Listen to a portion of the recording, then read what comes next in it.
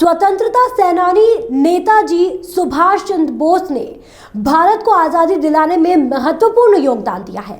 उनकी मौत 1945 के विमान हादसे में बताई जाती है, लेकिन इस पर भी काफी सवाल खड़े हुए हैं। क्या वाकई नेताजी की मौत प्लेन क्रैश में हुई थी? आखिर क्यों उनकी मौत एक रहस्य बन गई? ये सवाल सदियों से हमारे इर्द गिर्द घूम रहे हैं। इसी पर आधारित है नई web series in search of the last prime minister. यह कहना है in search of the last prime minister web series के लेखक और निर्देशक प्रख्यात पांडे का। उन्होंने प्रेस वार्ता में मीडिया से चर्चा करते हुए बताया कि यह वेब सीरीज नेताजी के जीवन और उनके वास्तविक जीवन की घटनाओं और मृत्यु के बाद के महत्वपूर्ण हिस्सों को दर्शाती है और इसके लिए हमने खासी रिसर्च की है। यह एक पीरियोडिक ड्रामा है जिसमें 1940 और 70 के दशक के युग को देखा जा सकता है। इस सीरीज में एक्टर अनूप जोशी, प्रतीक दीवान, संजय मेहता मुख्य किरदार में नजर आएंगे। मैंने एक शॉर्ट फिल्म बनाई थी जिसका नाम था एम थ्योरी। वो एल्बर्ट आइंस्टीन की एम थ्योरी, वो एल्बर्ट आइंस्टीन की लास्ट रिसर्च पर थी। पर ये मेरा पहला बड़ा प्रोजेक्ट है।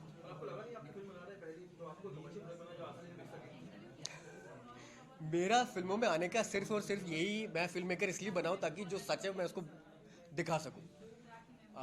आगे भी मैं जो फिल्में बनाऊंगा वो ट्रुथ पे ही बेस्ड होंगी और सच्चाई ही दिखाएंगी। तो मैं कमर्शियल एंगल को देख के सिनेमा नहीं बनाता। मुझे और भी बहुत कुछ मैं ज़िंदगी में कर सकता, तो मैं फिल्में सिर्फ इसलिए बनाता हूँ ताकि लोगों को अवेयरनेस पैदा कर सकूँ कि सच क्या है। प्लेन क्रैश में लोचा तो है। दूसरा, अभी आप देखेंगे ना तो अभी 2-3 साल पहले ना बंगाल गवर्नमेंट ने, ममता जी ने कुछ फाइल्स बाहर डिक्लासिफाई करी। वो आईबी की फाइल्स है और ये कहा जाता है 1985, 70s और 80s तक आईबी क्या करती थी, नेताजी की फैमिली में जो भी लेटर्स पास होते थे, इधर उधर जाते थे, वो सारे बीच में पकड़ के इंटरसेप्ट करके वो पढ़ा करते थे। तो मुझे आप एक बात बताओ, अगर 1945 में सुभाष चंद्र बोस की डेथ हो गई है तो उनकी फैमिली की स्नूपिंग, जासूसी क्यों करी जा रही है? उनके मरने के 40, मैंने आपको बताया डेथ मिस्ट्री बेस है उसमें उनका, कि क्या वो जिंदा थे। मेरे हिसाब से हाँ, वो बिल्कुल जिंदा थे। मैंने जितनी रिसर्च करी और बाकियों ने भी करी हुई है, मुझे लगता है कि नेताजी जो थे वो 1985 तक जिंदा थे और फैज़ाबाद, इलाहाबाद और अयोध्या के इलाके में वो रहा करते थे छुपकर, जिनको गुमनामी बाबा के नाम से वो अब जाने जाते हैं। इससे तो पहले कोई ये बात साबित नहीं हो पाई वो जिंदा थे या नहीं थे, फिर आप दावा कैसे कर सकते हैं? आपकी फिल्म कैसे दावा करती है इस बात की सच साबित करने का? अगर आप ये किताबों को पढ़ेंगे जो मैंने अभी आपको बताई हुई है और आप थोड़ी सी भी नेट पे रिसर्च करेंगे, गूगल भी करेंगे, तो आपको ये बात पता चल जाएगी, फिशी है। मतलब कुछ गड़बड़ तो है थ्योरी में। हम ये भी नहीं कह सकते दावे के साथ कि प्लेन क्रैश हुआ था।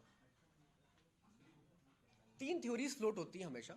एक तो चलिए 1945 की प्लेन क्रैश में डेथ होगी। दूसरा ये कहा जाता है, जो कुछ बीजेपी के भी लीडर्स हैं, जैसे सुब्रमण्यम स्वामी हैं और मेजर जनरल जीडी बख्शी हैं, वो कहते हैं कि सुभाष चंद्र बोस को रशिया में स्टालिन ने पॉलिथीन बैग पहना के गला घोट के मार डाला था। और अगर ऐसा हुआ है तो ये बहुत ही घिनौनी बात है, क्योंकि जिस आदमी ने देश को आज़ाद किया उसको अगर ऐसी मौत मिली है तो बहुत ही ख़राब बात है। और तीसरी थ्योरी ये है कि वो 1985 तक जिंदा थे और छुपकर उन्होंने देश के लिए बहुत काम किया। जब मैंने नेताजी के बारे में पढ़ना शुरू किया, क्योंकि हमको ना अमूमन हिस्ट्री में ये पढ़ाया जाता है कि 45 में प्लेन क्रैश में डेथ हो गई, आज़ाद हिंद फौज बनाई थी। मैंने जब इनके बारे में पढ़ना शुरू किया तो मुझे लगा इनकी पर्सनालिटी बहुत ज़्यादा ग्रैंड है, जितनी हमको अब तक पता नहीं है। जैसे कि वो ध्यान किया करते थे, या वो यू बोट्स में जर्मनी से एक पनडुब्बी के अंदर जापान तक आना, इतना लंबा रास्ता है और पनडुब्बी बहुत छोटी सी होती है, उसमें वो कैसे आदमी बैठ के महीनों का सफ़र करके आया और फिर उसने बाहर जाके एक फौज बनाई। अच्छा, मैं एक बात और मज़ेदार बताता हूँ कि सबसे पहले नेताजी सुभाष चंद्र बोस ही थे जिन्होंने बोला था कि सेकेंड वर्ल्ड वॉर में चाहे कोई भी जीते, ये धड़ जीते चाहे वो धड़ जीते, लाइट फोर्सेज जीते या दूसरा वाला फोर्सेज जीते, इंडिया को इंडिपेंडेंस मिलकर रहेगी। ये पहली प्रेडिक्शन होनी की थी और उन्होंने दिला के दिखा दी।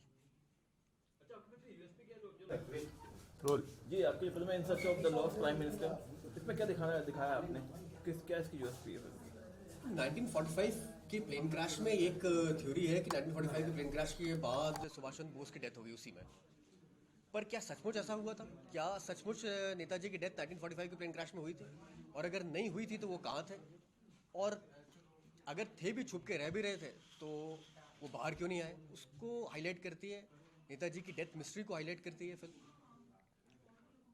दूसरा इसका जो टाइटल है द लॉस्ट प्राइम मिनिस्टर, वो इसलिए रखा गया है क्योंकि हमको जो इंडिपेंडेंस मिली है हमारी कंट्री को, वो नेताजी सुभाष चंद्र बोस की वजह से मिली है, आज़ाद हिंद फौज की वजह से मिली है।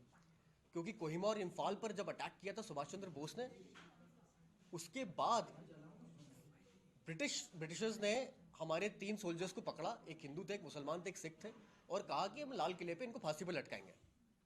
तो जो इंडियन सोल्जर्स हुआ करते थे ब्रिटिश आर्मी के अंदर में, ब्रिटिश सोल्जर्स कम हुआ थे, इंडियन सोल्जर्स ज़्यादा होते थे। उन्होंने रिवोल्ट करना शुरू कर दिया। पहला रिवोल्ट जबलपुर के अंदर में हुआ, दूसरा रिवोल्ट रॉयल नेवी में हुआ, मुंबई के अंदर में। तो ब्रिटिश गवर्नमेंट का जो यहाँ पे आर्मी का हेड था, उसने क्वीन को लेटर लिखा और कहा कि इंडिया को हमें इंडिपेंडेंस दे देनी चाहिए अपनी शर्तों पे। अगर हमने इनको इंडिपेंडेंस इनकी अपनी शर्तों पे नहीं दी तो ये हमको पीट के छीन के हमसे आज़ादी ले लेंगे। तो आपको आज़ादी मिली है लड़कर, सुभाष चंद्र बोस की वजह से, नेताजी की वजह से और आज़ाद हिंद फौज की वजह से। तो आखिर में बेस क्या है जो इस बात को